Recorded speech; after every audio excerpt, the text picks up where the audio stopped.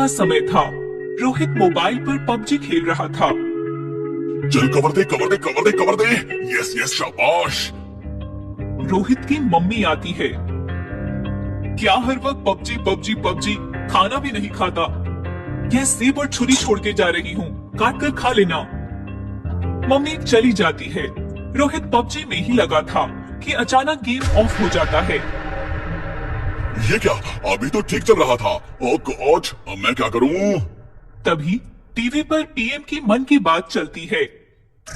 मेरे प्यारे देशवासियों, आज रात से बल्कि अभी से हम पबजी गेम समेत 118 चीनी ऐप्स पर रोक लगा रहे हैं। हिंदुस्तान में पबजी को बैन किया जाता है। यह सुनकर रोहित एकदम बौखला जाता है। पबजी बैन हो गया, अब मैं कैसे जीऊंगा? अब तो मर जाना ही बेहतर है। ये मेरे हाथ क्यों कांप रहे हैं? छुरी कहाँ है? छुरी कहाँ है? छुरी। रोहित सेब की प्लेट में रखी छुरी उठाता है और अपने हाथ की नस काटकर आत्महत्या करता है। यह हाल सिर्फ रोहित का ही नहीं था। पबजी बैन की खबर सुनकर देश के सैकड़ों नौजवानों की यही हालत हुई थी। किसी ने फांसी लगा ली तो कोई छत से कूद पड़ा। कहते हैं कि कोई आत्महत्या कर लेता है तो उसकी आत्मा को मुक्ति नहीं मिलती, वह बदले की आग में जलती हुई भटकती रहती है। इन लड़कों के साथ भी कुछ ऐसा ही हुआ। रात का समय था, शहर सुनसान था।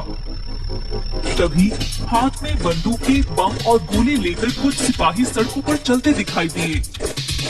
सड़कों पर चलते लोगों को लगा कि होगी कोई मिलिट्री की फौज, पर यह वह भूतिया फौज थी जो अब पबजी खेलने सड़क पर उतरी थी।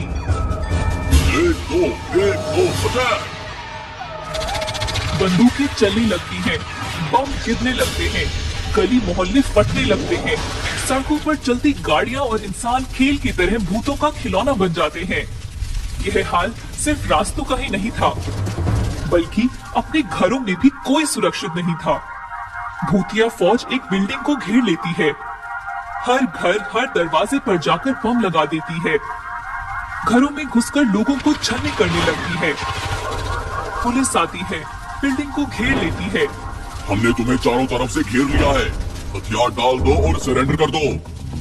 पुलिस को देखकर सारे भूत हंसने लगते हैं, आसमान में उड़ते उड़ते गोलियों की बरसात करते हैं। What? सर, अंधेरी में हमला हुआ है, हमें निकलना चाहिए। अभी तो यहाँ थे, अब अंधेरी। हम इंसान हैं और वो भूत। हमारे अंधेरी तक पहुँचते पहुँचते वो कहीं और निकल जाएंगे। तो सर अब करें तो क्या करें? दिल्ली फोन घुमाओ। दिल्ली को शहर के हालात के बारे में पता चलता है तो दिल्ली भी कांप जाती है। सरकार पर विरोधियों का प्रेशर बढ़ जाता है। ये सरकार बस अपने मन की बातें करती रहती है। देखा पबजी बैन करने का नतीजा? कल 100 नौजवानों ने आत्महत्या कर ली और आज वही 100 नौजवान भूत बनकर शहर में पबजी खेल रहे हैं। आखिर ये सरकार क्या कर रही है? पीएम ने तुरंत डिटेक्टिव करण को बुलावा भेजा। करण, शहर की हालत का अंदाजा आपको है। आपने ऐसे ढेरों केसेस निपटाए हैं। क्या मैं आपका टिकट बुक कर दूं? कहिए कब निकलना है? करण शहर में आता है, पुलिस अफसर के साथ बात करता है। दिन में गायब रहते हैं और रात को हंगामा करते हैं। आप उन्हें कैसे रोकोगे? इन भूतों की कमजोरी है पबजी, और कमजोरी का फायदा उठाना करण अच्छी तरह जानता है। रात होती है, करण को फोन आता है। सर, पुलिस हेडक्वार्टर पर हमला हुआ है। करण तेजी से पुलिस हेडक्वार्टर की तरफ निकलता है। इधर भूत बम और बंदूकों से हेडक्वार्टर्स का नामो निशान मिटा रहे थे। जय पबजी, जय पबजी, जय पबजी। तभी वहाँ करण पहुँचता है। जय पबजी। भूत करण की तरफ बढ़ते हैं। जय पबजी, कौन है तू? मैं डिटेक्टिव करण, मोदी जी ने भेजा है मुझे। हमें मारने के लिए? हम उसी वक्त मर गए थे जब पबजी बैन किया था। अब मरेंगे नहीं, सिर्फ मारेंगे। तुम गलत समझ रहे हो, मैं मारने नहीं समझाने आया हूँ। मतलब? देखो, पबजी हमारा नहीं, हमारे दुश्मन देश का गेम था। उसको बैन नहीं करते तो चीन की अर्थव्यवस्था मजबूत बनती और वो चीनी हम पर हमला करते। इससे हमें कुछ लेना देना नहीं है। पबजी पर से बैन हटाओ, हम सब चले जाएंगे। ये तो नहीं हो सकता, पर एक काम हो सकता है। क्या?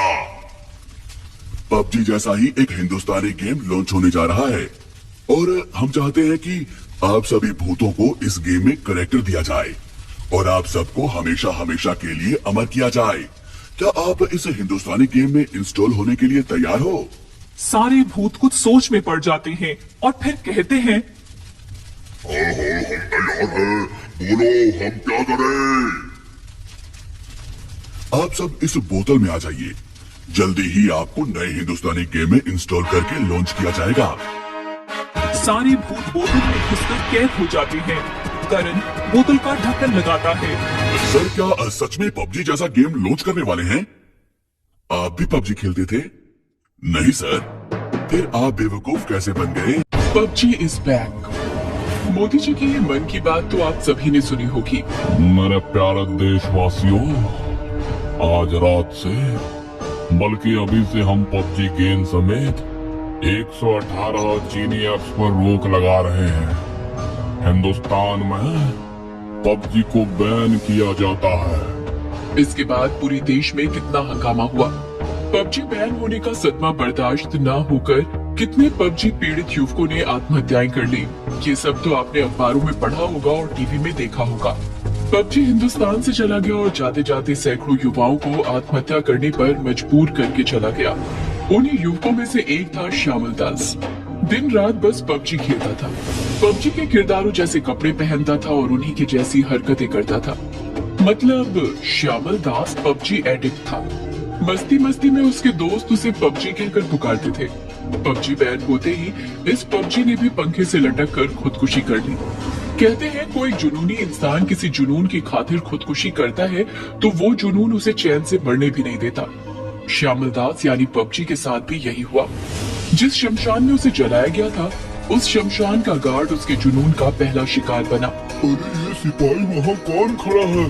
सुनिए सर, आप वहाँ क्या कर रहे हो? जैसे ही सिपाही गार्ड की तरफ मुड़ा, गार्ड का दिल दहल गया क्योंकि उसके सामने पबजी का भूत खड़ा था। PUBG is back. पबजी के भूत ने गार्ड के सीने में अपनी भूतिया बंदूक के सारे चलते हुए अंगार खाली कर दिए और गार्ड ऑन द स्पॉट भस्म हो गया। दुनिया वालों सुन लो, मोदी जी सुन लो, रोक सको तो मुझे रोक लो क्योंकि पबजी इज बैक। एक छोटी सी चिंगारी भी आग लगा देती है। पबजी तो खुद आग बनकर आया था। धीरे धीरे उसके साथ उन बाकी युवकों की भटकती हुई खौफनाक आत्माएं भी जुड़ गई जिन्होंने पबजी बैन होने पर आत्महत्याएं की थी। पबजी ने अपनी फौज तैयार कर ली। वो मोदी जी से पबजी बैन का बदला लेने आया था। देखते देखते आग ने ज्वालामुखी का रूप ले लिया था और पूरा देश चैन से सो रहा था। जय पबजी, जय पबजी। फिर क्या था? किसी मिलिट्री की तरह पबजी पीड़ित भूतों की फौज आधी रात में तबाही मचाने सड़कों पर निकल पड़ी। सारा शहर सुकून से सोया था और अचानक बम गिरने लगे, गोलियां बरसने लगी। लोग अपने घरों से बाहर निकलने लगे और गोलियों और बम का शिकार बनने लगे। ऊंची ऊंची इमारतें जमीन से लिपटने लगी। सारा शहर खून के आंसू रोने लगा और भूतों की टुकड़ी जश्न मनाने लगी। जय पबजी, जय पबजी। मोदी जी देख रहे हो ना, कैसे भाग रहे हैं आपके देशवासी। मारो, कोई भी बचने ना पाए, मारो। इस प्रकार रोज रात रोज नया शहर पबजी गैंग अपने अपने कब्जे में लेती और शहर को तहस नहस कर देती। लोग काफी डर गए थे और मोदी जी को पुकार रहे थे, मोदी जी बचाओ, हमारा क्या कसूर है, हम क्यों मारे जा रहे हैं? हम तो पबजी नहीं खेलते थे। अरे हमारे पास तो स्मार्टफोन भी नहीं है। मोदी जी बचाओ। भूतिया पबजी गैंग को कंट्रोल करने के लिए पुलिस गई, नाकाम रही। आर्मी गई, वो भी नाकाम रही और इस प्रकार पबजी गैंग का आतंक पूरे देश में फैल गया। ये नजारा देखकर मोदी जी दुखी हो गए। उन्होंने डिटेक्टिव करण को पबजी गैंग से समझौता करने भेजा। प्रेस के डिटेक्टिव करण भूतों से मीटिंग करने लगे। क्या चाहते हो? PUBG is back. Modi ji सुन रहे हो ना, 2 दिन के अंदर अंदर पबजी बैन हट जाना चाहिए। हर एक मोबाइल में बस पबजी चाहिए, नहीं तो आपके देश की खैर नहीं। ये सुनकर मोदी जी भी हैरान हो गए। सर, क्या पबजी को फिर से परमिशन दे देनी चाहिए? बिल्कुल वही करण। सर, रोज लोग मर रहे हैं, विपक्ष सवाल उठा रहा है। माना कि संकट की घड़ी है, आर्मी पुलिस सब नाकाम है, लेकिन करण, मुझे मेरे देशवासियों पर पूरा भरोसा है। मेरा एक एक देशवासी हजारों सिपाहियों के समान है। चिंता मत करो, मैंने कुछ सोचा है। ये सुनकर करण मुस्कुराता हुआ बोला। सर, आप ही जाने अपनी मन की बात। फिर क्या, मन की बात प्रोग्राम शुरू हुआ और मोदी जी देश को संबोधित करने लगे। मेरे प्यारे देशवासियों, हमने कोरोना से मुकाबला किया है, तो ये भूत क्या है? दिखा दो इन्हें एकता की ताकत। लॉकडाउन में घर बैठे बैठे दिए जलाने को कहा, आप मशाल जलाकर सड़कों पर उतर आए, तो अब क्यों घर में बैठे हो? मशाले जलाओ और जला दो सब भूतों को।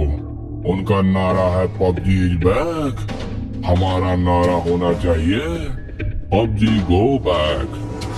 मोदी जी का भाषण सुनकर सारा देश खौल उठा और मशाले जलाकर सड़कों पर उतर आया। लोगों की एकता देखकर सारे भूत कांपने लगे।